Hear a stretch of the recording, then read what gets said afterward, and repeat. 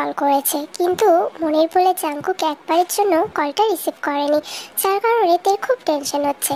তে জানে জাঙ্কুক কি প্রফেশন নিয়ে কাজ করে, মানে জাঙ্কুকের প্রফেশন কি, সে একজন মাফিয়া, তার শত্রুর অভাব নেই।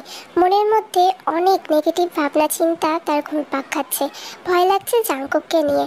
আর যখন এই রকম পরিস্থিতিতে কেউ ফোন না তোলে, তখন স্বাভাবিক যে মনের মধ্যে খারাপ চিন্তা ভাবনাগুলোই বেশি আশ্রয় নেয়, যার কারণে তেরও সেই রকম অবস্থা, অস্থির লাগছে। জাঙ্কুক কল রিসিভ করছে না, তাই সে ডিসাইড করলো জাঙ্কুকের সাথে দেখা করতে যাবে। যেমন ভাবনা তেমন কাজ, সে গাড়ি নিয়ে বেরিয়ে পড়লো জাঙ্কুকের মেনশনের উদ্দেশ্যে। সে ওখানে পৌঁছানো মাত্রই সবাই তাকে গ্রিটিং করলো। সবাই জানে তে জাঙ্কুকের গার্লফ্রেন্ড, যার কারণে এত সম্মান তার। যাই হোক, সে স্টাফদের থেকে জিজ্ঞাসা করলো জাঙ্কুক কোথায় আছে। স্টাফ বলে দিল, স্যার আজকে রুম থেকে একবারের জন্য বেরোয়নি। তারপরে তে আর দেরি না করে জাঙ্কুকের রুমে গেল। জাঙ্কুক শাওয়ার নিচ্ছিল, তে ভাবলো তার জন্য ওয়েট করবে। খাটের উপর বসেছিল সে। কিছুক্ষণ পর জাঙ্কুক শাওয়ার নিয়ে টাওয়াল পরে সে বের হলো। তারপর ইডিয়েট, কতবার ফোন করেছি আমি, একবার ফোনটা রিসিভ করা যায় না? কতটা টেনশন হয় তোমাকে নিয়ে জানো? সবসময় এরকম কেন করো? আর আমাকে টেনশন দিতে তোমার ভালো লাগে বলো? ফোনটা যখন নিজের কাছে রাখবে তাহলে রিসিভও করবে, নাহলে ফোন রেখো না, ফোন ফেলে দাও, বুঝতে পারলে? কারণ তোমাকে নিয়ে টেনশন করতে করতে দেখবে। রিল্যাক্স দে, আমি সকাল থেকে একটু ডিপ্রেস ছিলাম, তারপরে ভাবলাম ফ্রেশ হওয়া যাক, তাই শাওয়ার নিচ্ছিলাম, দেরি হয়ে গেছে। এতে এত চিন্তা ভাবনা করার কি আছে? আর আমাকে নিয়ে আদৌ কি তোমার চিন্তা হয়? What kind of behaviour is this? তুমি আমার সাথে এইভাবে কেন কথা বলছো জাঙ্কুক? তোমাকে নিয়ে চিন্তা হয় না আমার? এটা কেমন ধরনের কথা? আর তুমি ফোন কেন রিসিভ করছিলে না? আর এত রুডলি ব্যবহার করছো কেন আমার সাথে? কি হয়েছে তোমার? এটাই, তোমার কথার কোনো দাম নেই। সেটা দেখার পর থেকে আমিও ভাবলাম সেইভাবে আমাদের রিলেশনে দুজনে যখন সিরিয়াস হচ্ছি না, তাহলে আমার মনে হয় রিলেশনটা শেষ করে দেওয়া দরকার। সো আমি চাই আমরা দুজন ব্রেকআপ করে নিই। আমি আমি রিলেশনে সিরিয়াস না, তুমি কত ইজিলি বলে দিলে আমরা ব্রেকআপ করব। এটা জোক না জাঙ্কুক, আমাদের রিলেশনটা 5 ইয়ার হয়ে গেছে, আর এখন তুমি বলছো ব্রেকআপ চাও? মানে, আর আমরা দুজন তো প্ল্যানিংও করেছি বিয়ে করব। আর আমার আব্বুর সাথেও তোমার দেখা করাবো, আব্বুর সাথে আমি তোমার কথা বলেও রেখেছি। এখন তোমার কি হয়ে গেল? It's right, that's the point. তুমি তোমার আব্বুর সাথে আমার কবে মিট করাবে? আমার কোনো ফ্যামিলি নেই, বাট তোমার যেহেতু ফ্যামিলিতে তোমার আব্বুর মতামতটাই সব থেকে বেশি দামি, তাহলে কবে দেখা করাবে? আমি আর এইভাবে থাকতে পারবো না। যদি তুমি আমাকে বিয়ে করতে চাও, তো তোমার আব্বুর সাথে আমাকে দেখা করাও। এই 2-3 দিনের মধ্যে আমি তোমাকে টাইম দিলাম। আর যদি না চাও তাহলে আজকেই বলে দাও, আমি আজই ডিসাইড করে নিতে চাই। আমি এটা আর মেনে নিতে পারবো না। তুমি যদি ব্রেকআপ চাও বলো, আর তুমি যদি দেখা করাতে চাও সেটাও বলো, কিন্তু যা বলবে আজকে এই টাইমের মধ্যে ক্লিয়ারলি করে দাও আমাকে। That's so easy for you, not for me. পাপাকে কনভিন্স করার জন্য আমি আর কী করতে পারি আমি বুঝতে পারি না। তোমাদের টেম্পার এত বেশি কেন? এইটুকু কারণে সত্যি তুমি আমাকে টেনশন দিয়ে দিচ্ছিলে। তোমার দেখা করানো নিয়ে কথা তো ঠিক আছে, কালকে রেডি থাকবে, কালকে আমি পাপার সাথে তোমার দেখা করাবো। নেক্সট টাইম এরকম কথা বললে না, তোকে আমি খুন করে দেবো, বুঝতে পারলি? রিয়েলি? তাই তাই তুমি করবে? ঠিক আছে, ডু ইট, আমার কোনো যায় আসে না। জাঙ্কুক, কি হয়েছে? এভাবে কেন কথা বলছো? আমার ভালো লাগছে না এবার কিন্তু সত্যি। সব গার্লফ্রেন্ডরা তার বিহেভিয়ার দেখলেই বুঝে যায়, আর তুমি এমন গার্লফ্রেন্ড যে বুঝতে পারছো না আমি রেগে আছি। সো আমার রাগ ভাঙাও। তো এরপর তে আর ওখানে বসে থাকলো না। জাঙ্কুক কথাটা শেষ করা মাত্রই সেই জাঙ্কুকের মুখটা ধরলো, ধরার পর সারা মুখে আনলিমিটেড কিস দিতে থাকলো। তো সন্ধ্যাবেলা যখন টাইম হয়ে যায় ইভিনিং স্ন্যাক্সের, তখন তের আব্বু থেকে ডাকছিল। তে রুমে কিছু জিনিস ফাইলস রেডি করছিল। তারপরে সে নিচে আসলো, আসার পর তার আব্বুর পাশে বসলো। ডাইনিংয়ে বসার পর দুজন খেতে শুরু করলো। তের আব্বু খাওয়ার সময় কোনো কথা পছন্দ করে না, সো তে সেই টাইমটায় কোনো কথা বললো না। এরপরে খাওয়া শেষে তে যখন তার আব্বু উঠে যাচ্ছে তখন বলল, আব্বু, আমি তো তোমাকে জাঙ্কুকের কথা বলেছিলাম, তো জাঙ্কুক বলছিল যে ও তোমার সাথে দেখা করতে চায়। তো কালকের দিনটা আমি ওকে বললাম যে আব্বু কালকে ফ্রি থাকবে, তো তুমি ওর সাথে প্লিজ দেখা করে নিও। আর আমাদের দুজনের মধ্যে তো আমরা দুজনেই এখন ইন্ডিপেন্ডেন্ট, দুজনেই একটা জব করছি। সো তুমি যদি রাজি থাকো তাহলে আমি কালকে ওকে ডেকে নিই, তোমার সাথেও কথা বলতে চাই। আর যত তাড়াতাড়ি সম্ভব আমাদের বিয়েটা যদি হ্যাঁ, অবশ্যই তোর বিয়ে নিয়ে আমার অনেক আগেই ভাবনা চিন্তা আছে। আর যাই হোক, তুই যখন ছেলেটাকে পছন্দ করেছিস, নিশ্চয়ই ছেলেটার মধ্যে বিশেষ কিছু আছে। আমি ওকে নিশ্চয়ই যাচাই করে একবার হলেও দেখবো। তুই কালকে ওকে ডাকিস, আমি কাল ফ্রি থাকবো, কাল দেখা হচ্ছে। সে খুব খুশি হয়ে তার আব্বুকে একটা হাক করলো, তারপরে সে দৌড় মেরে নিজের রুমে চলে গেল আর জাঙ্কুকে খবরটা দিল যে তার আব্বু রাজি হয়ে গেছে। আসলে তের আব্বু চায় না তে আর কোনো কষ্ট পাক, যার কারণে আরএম তের প্রস্তাবে রাজি হয়েছে। তবে ছেলেটার বিষয়ে জানা দরকার। তে কিন্তু এখানে আরএমকে কনভিন্স করেনি যে জাঙ্কুক একজন মাফিয়া, কারণ এটা পসিবল না, যেহেতু আরএম একজন পুলিশ অফিসার। তো তে মনে করে জাঙ্কুক কোনো খারাপ উদ্দেশ্যে কিছুই করে না, সে সেইভাবে হত্যা এইসবের সাথেও যুক্ত নেই। সে যেটুকু করে, যতটাই করে, মানে তের মতে ভালো। আর ভালোবাসার মানুষের ভুলটা আমরা দেখি না, তো সাধারণত তের সাথেও সেটাই হয়েছে। ইনফ্যাক্ট আরএমকে যদি বলে তাহলেও কখনোই রাজি হবে না, যার কারণে সে মিথ্যা বলেছে আর বলেছে জাঙ্কুক একটা বিজনেস করে। এই ওপরে চলে যাওয়ার পর তার আব্বু লেট নাইট টিভি দেখতে বেশি ভালোবাসে। সোফায় বসার পর টিভিটা অন করেই তার চোখগুলো বড় বড় হয়ে গেল, কারণ নিজের চোখের সামনে সে বিশ্বাস করতে পারছে না এমনও একটা জিনিস ঘটে গেছে। আর নিউজ চ্যানেল খোলা মাত্রই তার আব্বু দেখলো, মানে টিভিতে তার বেস্ট ফ্রেন্ডের নৃশংসভাবে হত্যার কাহিনীটা, পুরো ঘটনাটা দেখাচ্ছে। সো আরএম এর কিন্তু খুব রাগ হচ্ছে, সে বুঝতে পারলো এই কাজটা ঠিক কে করতে পারে। তো আরএম পুলিশ অফিসার বাকিতে ফোন করে সব ঘটনাটা জানলো। এখন যেহেতু লেট নাইট সে আর যাবে না বললো, সে বুঝতেই পেরেছে এমন কাণ্ডটা ঠিক কে করতে পারে, তার খুব রাগ হচ্ছে। এরপরে সে তার মেয়েকে যেহেতু কথা দিয়েছে যে কালকে তার বিএফের সাথে দেখা করবে, আর তাকে কষ্ট দিতে চায় না, যেহেতু সে ছোটোর থেকেই মাকে পায়নি তাই তার আব্বু তাকে খুব ভালোবাসে, কষ্ট দেবে না বলে সে অফিসারদের সাথে কথা বলে। আর কথা বলে জিনিসটাকে ততক্ষণ পর্যন্ত পর্যবেক্ষণ করতে বলে যতক্ষণ না সে সেখানে গিয়ে পৌঁছাচ্ছে। এরপরে আরএম নিজেকে অনেকটা শক্ত করার চেষ্টা করে, যতই হোক তার বেস্ট ফ্রেন্ড, সে অনেক ভালোবাসে, কিন্তু তের সামনে সে ইমোশনটা দেখাতে চায় না। কিছুক্ষণ পরে কলিং বেল বেজে ওঠে, তে গিয়ে দরজা খুলে দেয়। তো পরের দিন কিন্তু আজ জাঙ্কুক এসেছে আরএমের সাথে দেখা করতে।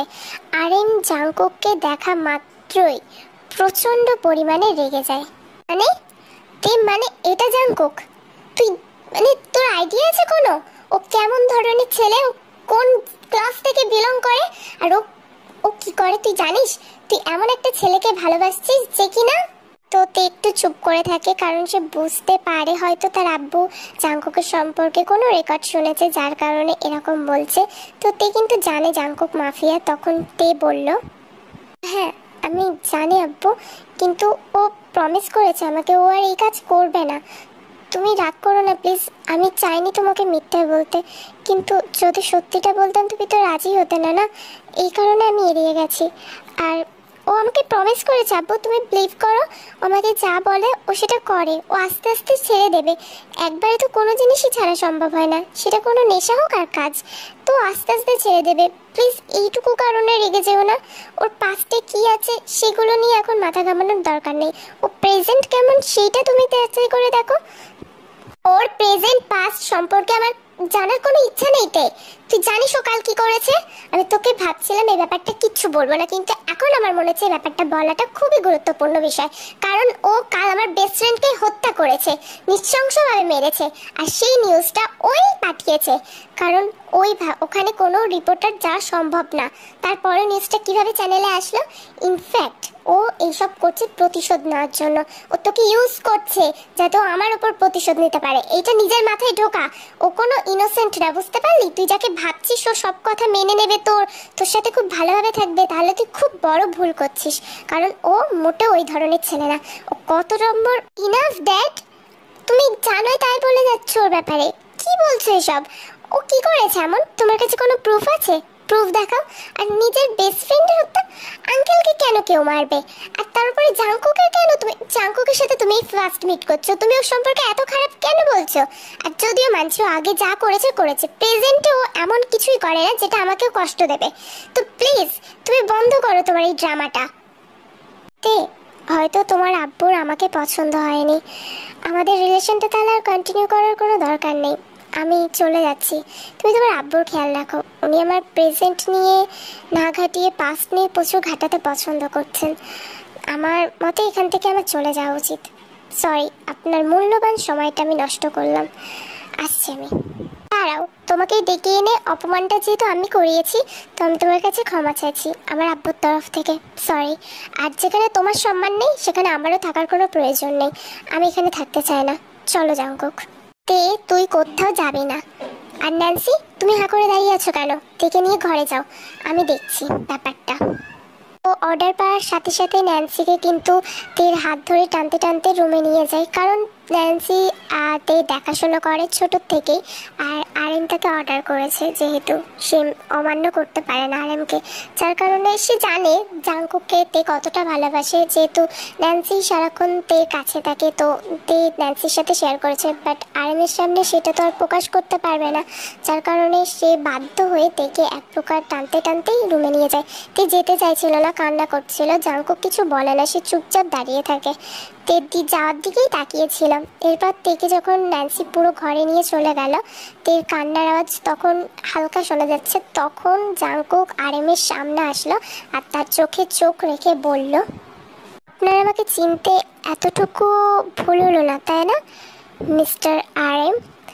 আপনার মেয়েকে এতটাই কষ্ট পেতে হবে? এবার দেখবেন যে প্রিয় মানুষ যখন এইভাবেই কাঁদতে কাঁদতে লুটিয়ে পড়বে মাটিতে, কতটা কষ্ট হয়। প্রথমে আপনার বেস্ট ফ্রেন্ডকে মারলাম, এরপর আপনার সব থেকে প্রিয় জিনিস আপনার মেয়ে, ওকে জাস্ট ফাঁসানো খুব সহজ ছিল। এরপর ওর টান। চাইলে বাঁচাতে পারেন, কারণ আমার মনে হয় না তে ওই বন্ধ করে বেশিক্ষণ আটকে থাকবে। ওর জাঙ্কুককে ছাড়া তো থাকতেই পারবে না, আর আমার কাছে আসলেই ওই রাতটাই ওর জন্য শেষ রাত হবে। তো আপনি সব কিছু রেডি করে রাখবেন, দাফন করার ব্যবস্থা করে রাখবেন আপনার মেয়ের। আর নেক্সট টার্গেট আপনি। আপনাকেও আমি ছেড়ে দেবো আপনি ভাবছেন? আগে আপনার একটু কষ্টটা দিয়ে নিই, প্রিয় মানুষ চলে যাওয়ার ব্যথাটা অনুভব করুন, তারপরে না হয় আপনিও রেডি থাকবেন। চিন্তা নেই, আপনি তো আমার না হওয়া শ্বশুরমশাই হবেন, তো আপনার দাফনের কাজটা আমি নিজেই করে দেব। আর আপনার এখন কিচ্ছু করার নেই, কারণ তে জাঙ্কুকের প্রতি প্রচুর পাগল হয়ে গেছে, বুঝতে পারলেন? আপনি আমার বাবাকে মেরে দিয়েছিলেন, সেই যন্ত্রণা নিয়ে আমি এতদিন বেঁচে আছি। এই প্রতিশোধ আমি নেব বলেছিলাম না? আর চাইলে আপনি চেষ্টা করে দেখতে পারেন তেকে কতক্ষণ আটকে রাখবেন ওই বন্ধ ঘরের মধ্যে। ও পাখি এমনি আমার কাছে উড়ে চলে আসবে, এটা নিয়ে আমার কোনো আফসোস থাকবে না। তেকে মার আমার কাছে সব থেকে সহজ কাজ। এরপরে আপনি রেডি থাকবেন, দেখা হচ্ছে। 1 মিনিট। জাঙ্কুক, তুমি জানো খুব ভালোভাবে যে আমার মেয়ে এইসবের সাথে জড়িত নয়। তোমার যদি মারতে হয় তো আমাকে মারবে, চ্যালেঞ্জ করতে হলে আমাকে করবে। আর তার থেকেও বড় কথা, তুমি আমার বেস্ট ফ্রেন্ডকে আমার থেকে কেড়ে নিয়েছো। আর সেদিন আমি জানতাম না ওটা তোমার বাবা ছিল, কারণ আমি তোমার বাবাকে শ্যুটটা করতে চাইনি, আমার মোটেও সেই উদ্দেশ্য ছিল না। আর যার কারণে তুমি আজকে এই রকম ব্যবহার করছো। তোমার বাবা থাকলেও নিশ্চয়ই খুশি হতেন না, সে চাইতো না নিজের ছেলে এই রকম একটা জানোয়ারে পরিণত হোক। ওয়েট এ সেকেন্ড, আপনি কি করেছেন না করেছেন সেটা আমার জানার দরকার নেই। হ্যাঁ, আমি একটা সময় ভালো ছিলাম, কারণ তখন আমার পাপা মাম্মা আমার সাথে ছিল, কিন্তু আপনি আমার বাবাকে মারার পর আমার মাও সুসাইড করে, আর আমার লাইফটা কতটা হেল হয়ে গেছে সেটা আপনার ধারণা নেই। আপনারও বোঝা দরকার প্রিয় মানুষ চলে গেলে ঠিক কতটা কষ্ট হয়। সেদিন আপনার ভুলের জন্য আমি আমার বাবাকে হারিয়েছি, অন্য কাউকে শ্যুট করার জায়গায় আপনি আমার বাবাকে শ্যুট করেছেন, সেটা আপনি ঠিক করেননি। সো এখন আমিও সেটাই করব যেটা আপনি করেছেন। আজ আমি যেরকম হয়েছি, যতটা খারাপ হয়েছি, যতটা নিচে নেমেছি, সব দোষ আপনার, আর আপনাকেই ফল ভুগতে হবে। সেটা টার্গেট হলো আপনার মেয়ে, মাথায় রাখবেন। জেগে নিজের পুরো কথাটা শেষ করার পর সেখান থেকে চলে যায় নিজের কার ড্রাইভ করে। তো সকাল থেকে পুরো একদম দিনটা পুরো কেটে যায়, কিন্তু তে তখনও পর্যন্ত কিচ্ছু খায়নি। যতবার ন্যান্সি কিছু নিয়ে গেছে ছুঁড়ে ফেলে দিচ্ছে, আর সেই সকাল থেকে সে কান্না করেই যাচ্ছে। খুব মানে এতটা সে নিজেকে হার্ট করছে, যার কারণে তার জ্বর উঠে গেছে। ন্যান্সি আরএমকে পুরো ঘটনাটা বলে। তারপরে ন্যান্সির কথা শুনে আরএম রুমে যায় আর ন্যান্সিকে বলে মেডিসিন আর সব খাবারগুলো নিয়ে আসতে। দেখে সে দেখছে খাইয়ে দেবে। নিজের রুমে ঘুমিয়ে পড়েছিল কাঁদতে কাঁদতে, একদম চোখ মুখ লাল হয়ে গেছে আর কেমন উন্মাদের মতো লাগছে তাকে, পুরো পাগল পাগল হয়ে গেছে, চুলগুলো এলোমেলো আর মানে সব ঘরটা অগোছালো, সে সব জিনিসপত্র ভাঙচুর করেছে। আরেমের খুব কষ্ট লাগছে নিজের মেয়ের এই অবস্থা দেখে, কিন্তু তার কিছু করার নেই, যেহেতু জাঙ্কুক তো তেকে ভালোবাসে না, সে জাস্ট রিভেঞ্জের জন্য এরকম করছে। তো আরেম আস্তে আস্তে তের পাশে গিয়ে বসা, তার তের মাথায় হাত বোলাতে থাকে। এরপর ন্যান্সিকে বলে খাবারটা নিচে রাখতে আর মেডিসিনগুলো নিয়ে আসতে। তো ন্যান্সি মেডিসিনগুলো নিয়ে আসতে যায়, তখন তে চোখ খোলে আরেমের স্পর্শে, আর ঘুম থেকে উঠে আবার উত্তেজিত হয়ে যায়। আর তখন বলে, কেন এরকম করছো বলো, কেন তুমি এরকম করছো? কুকার আমার সম্পর্ক ভাঙার জন্য উঠে পড়ে রেখেছো না? এখন এখন কেন এসছো আমার কাছে? আমি তোমাদের সাথে থাকবো না, আমি আমার জাঙ্কুকের কাছে যেতে চাই। কেন জাঙ্কুকের সম্পর্কে সবসময় এরকম বলো তোমরা? ও এখন আর ওরকম নেই। আর কতবার বোঝাতে হবে যে ও এখন চেঞ্জ হয়ে গেছে? কেন আগের কথা ভাবছো তুমি? আমাদের সম্পর্কটা মেনে নিলে কি হবে বাবা? এরকম কেন করছো তুমি? আরেম তের মাথায় হাত বুলিয়ে দিতে দিতে বলল, আচ্ছা বেশ, আমি তো সব কথা শুনবো। তুই আগে নিজেকে শান্ত কর, নিজে শান্ত হ, চোখ মোচ, আর কাঁদবি না, একদম কাঁদবি না। যা চোখে মুখে পানি দিয়ে আয়, আর আগে খাবারটা খেয়ে নিবি, মেডিসিনটা নিবি, তারপর আমি তো সব কথা শুনবো, প্রমিস করছি, আমি তো সব কথা শুনবো। ও আইন যেহেতু প্রমিস করেছে, তো তে লক্ষ্মী মেয়ের মতো সব কাজগুলো কমপ্লিট করার পর ন্যান্সি বলে, না এবারে মেডিসিনটা নিয়ে নাও, তাহলে দেখবে তে তুমি আগের থেকে অনেকটা বেটার ফিল করছো। আপু এক মিনিট, আপু আমি মেডিসিন নেব, কিন্তু তুমি বলো জাঙ্কুকের সাথে আমার বিয়ে দিতে তুমি রাজি? হ্যাঁ মা, আমি রাজি, তোর ওর সাথেই বিয়ে হবে, তুই চিন্তা করিস না। এবারে মেডিসিনটা নিয়ে নে, কালকে জাঙ্কুককে ডাকিস রেজিস্ট্রি অফিসে, আমরা দুজন মিলে যাব ওখানে, আর ন্যান্সিও যাবে আমাদের সাথে। তারপরে তোদের আগে রেজিস্ট্রিটা হয়ে যাক, তারপরে নয় বড় করে আমরা বিয়েটা মানে অনুষ্ঠানটা করবো। খুব খুশি হয়, তে জাঙ্কুককে কল করার জন্য ফোনটা ধরতে যাবে, আরেম তের হাত থেকে ফোনটা কেড়ে নেয় আর বলে, রে মা, জাঙ্কুককে নয় তুই কালকে এটা সারপ্রাইজ দিস, আজকেই সব বলে দেওয়ার কি দরকার? আর আমি এর সাথে যতটা খারাপ ব্যবহার করেছি, সামনাসামনি তো আগে ক্ষমা চাইতে হবে, তাই না? তুই এখন রেস্ট নে, কালকেই সব কিছু ওকে জানিয়ে দিস। বুঝতে পারলো না আরেম এটা কেন করলো, বাট ইনোসেন্টলি মাথা নাড়লো আর ওষুধটা নিয়ে খেয়ে নিল। তো তে শুয়ে পড়লো আর আরেম আর ন্যান্সি চলে গেল। কিন্তু একটা জিনিস প্রচুর পরিমাণে অদ্ভুত লাগছে, কারণ তার আব্বু আসা মাত্রই জাঙ্কুককে খুব অপমান করেছে, আর সেটা সে মোটেও ড্রামা করেনি, তার পুরোটা অরিজিনাল ছিল। তাহলে হঠাৎ তার আব্বুর এমন চেঞ্জের কারণ সে বুঝতে পারলো না। তো আরেম কিন্তু তের ফোনটা রেখেই গিয়েছিল, তের ফোনটা হঠাৎ বেজে উঠলো। তের মাথাটা কেমন ব্যথা দিচ্ছে, ঝিম ধরে আসছে, চোখগুলো যেন বুজে আসছে। আরেম বাইরে এসে ন্যান্সিকে বলে, তে কিছুক্ষণের মধ্যেই ঘুমিয়ে পড়বে, ওকে ঘুমের ওষুধটা দিয়ে ঠিক করেছি, এখনও রেস্টের প্রয়োজন, আর ওকে আটকে রাখা এইভাবেই সম্ভব, না হলে ওকে আমরা শান্ত করতে পারবো না। তুমি তের খেয়াল রেখো, আমাকে কিছু কাজের জন্য আজকে রাত্রেই বেরোতে হবে। ওকে স্যার, আপনি নিজের খেয়াল রাখবেন, আমি তের খেয়াল রেখে নেব। জাঙ্কুক, তুমি এত রাতে কল করেছো, আর আমি তো তোমাকে কাল কল করতামই, কিছু বলবে তুমি? তে তোমার আব্বু একটা কাজের জন্য বাইরে গেছে, আজ চলে গেছে, আর কিছুক্ষণ পরে আমি তোমার বাড়ির সামনে আসছি, তুমি ন্যান্সি আপুর চোখ এড়িয়ে নিচে আসো, আমি তোমার সাথে দেখা করতে চাই। তো জাঙ্কুক, এত রাত হয়ে গেছে, 12:30 বেজে গেছে, তুমি এখন কেন আসবে? কালকেও তো আমরা দেখা করতে পারবো, তাই না? আমি যেটা বলছি তুমি করবে, হ্যাঁ আর না। আচ্ছা আচ্ছা, রাগ করছো কেন? আমি যাচ্ছি, তুমি আসো তাড়াতাড়ি।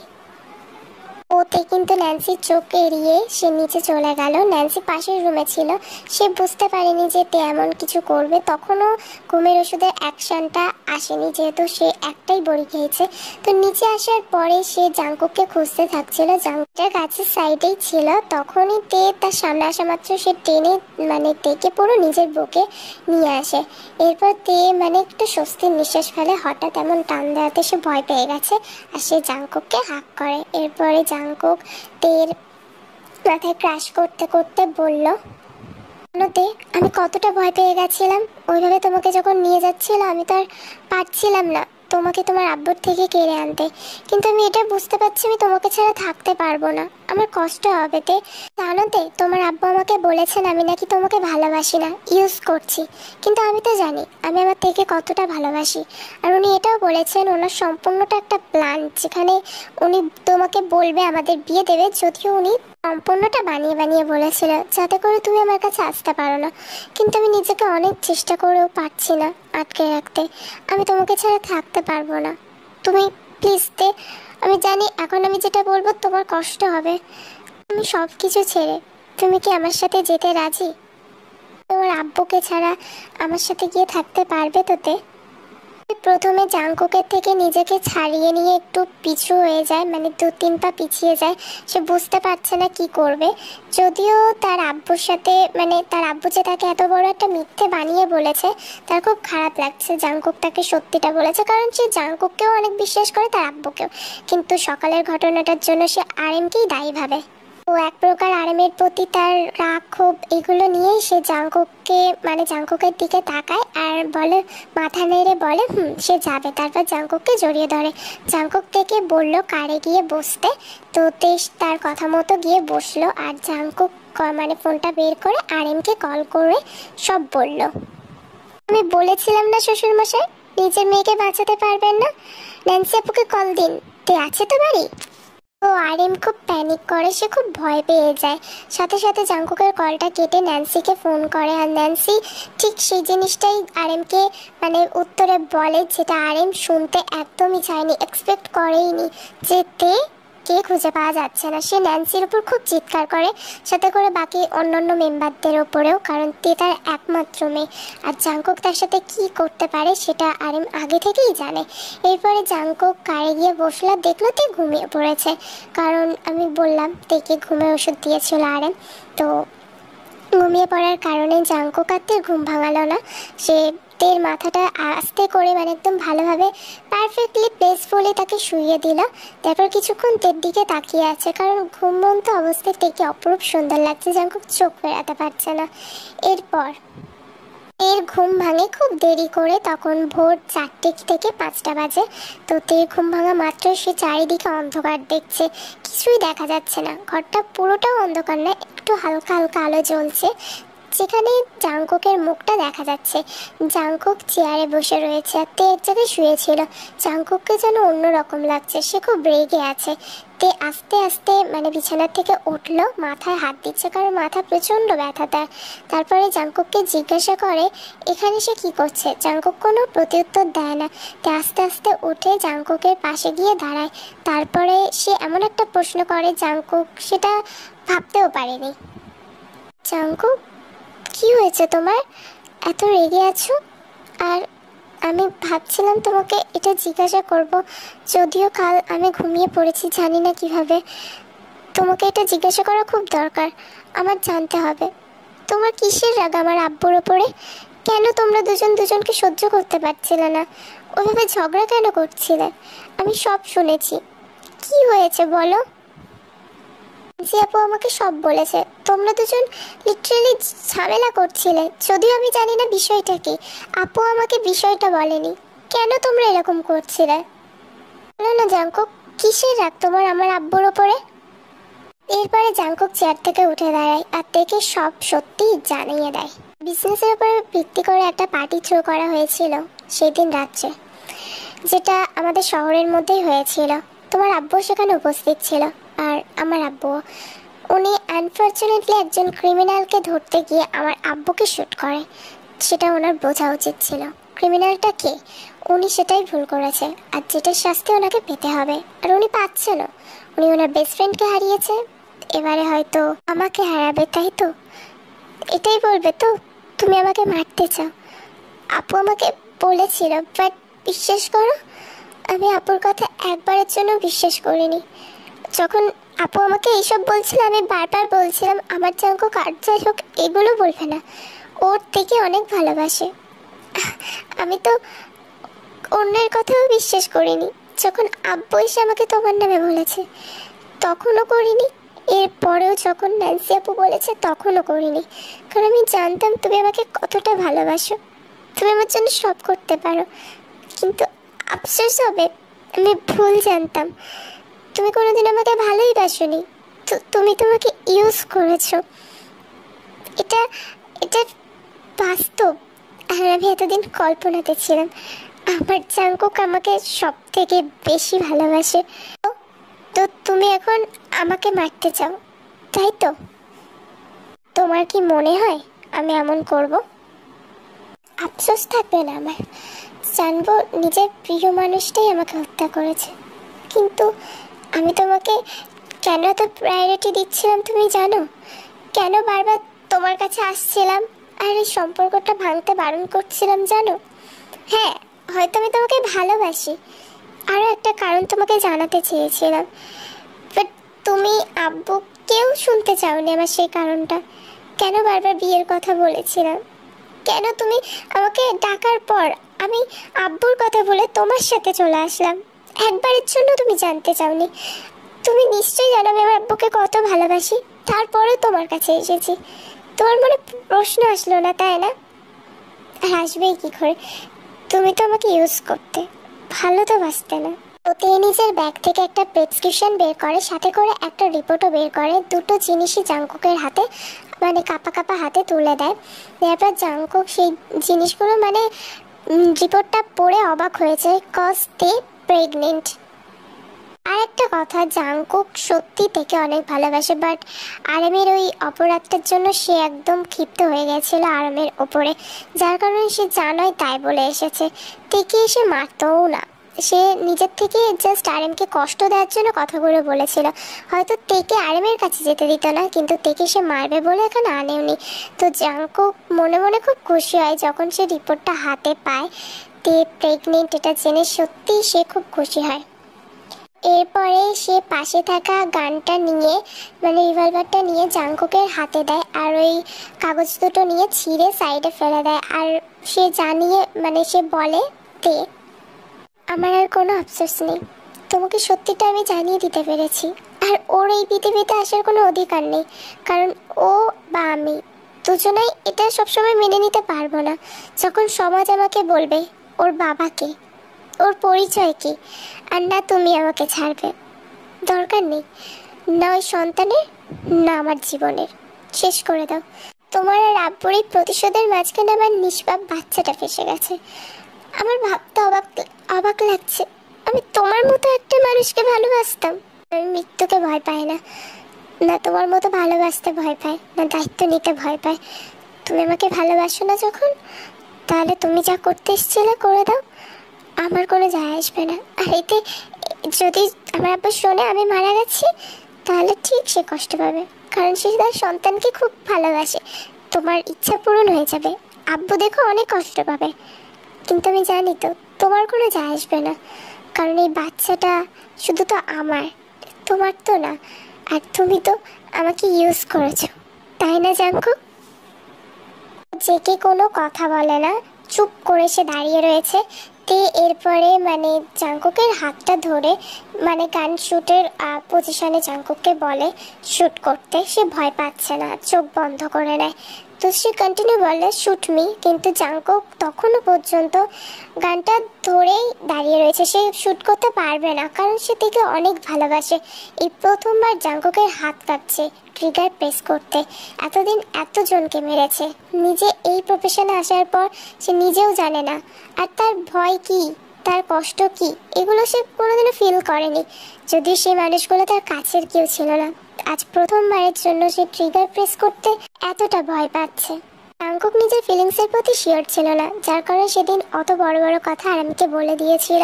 সে থেকে মারতে চায়নি, কিন্তু যখন জাঙ্কুক কিছু বলে সেটা সে করবে না, এমন খুব কমই হয়।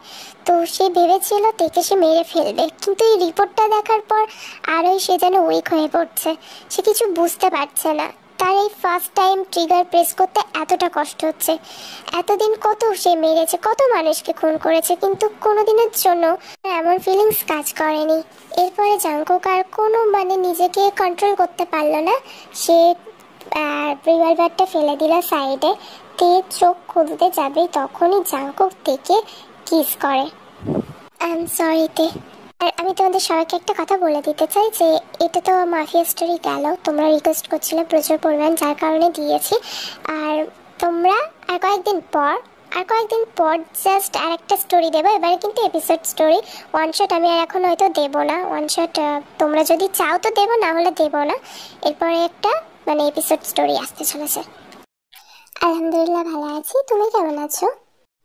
I love you too. তুমি আমাকে ডাইরেক্টলি কি বললে আমি কিছুই বুঝতে পারিনি সিরিয়াসলি, কিন্তু প্রশংসা হোক বা যাই বলো আমার খুব ভালো লেগেছে এটা। Nice comment.